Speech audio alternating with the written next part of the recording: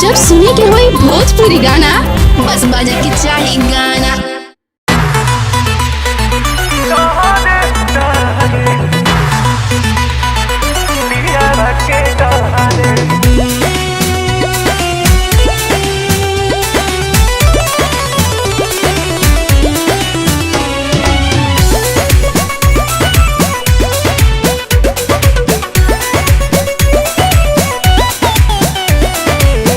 हो सखी बड़ा कड़ा मिलल बा भातार हो, इन्हें लगातार फोन करता है यार हो।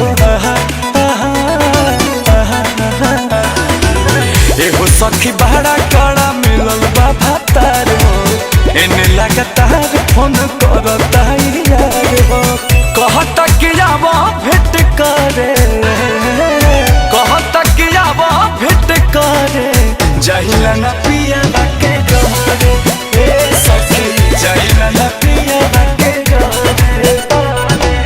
मना हमारो बड़ी करे, जाहिला न पिया के डरे, ए सखी जाहिला न पिया के डरे, डरे डरे।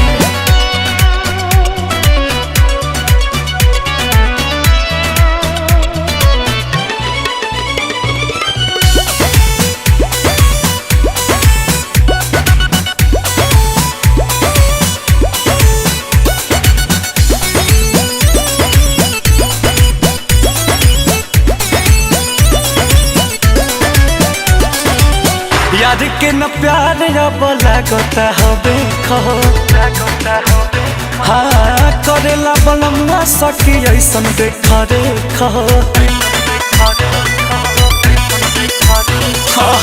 यार के न प्यार अब लागता हबे खहो, करेला बलमुआ सखी ऐसन देखा रे खहो।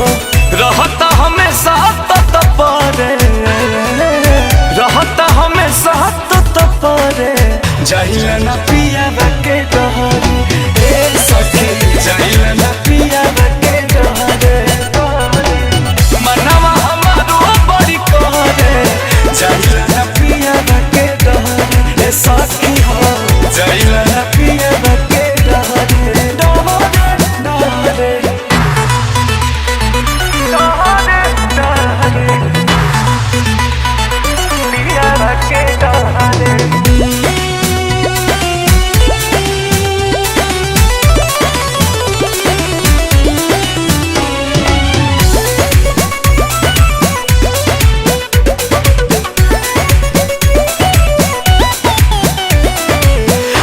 हर ससुरों के बकर के सरम हो,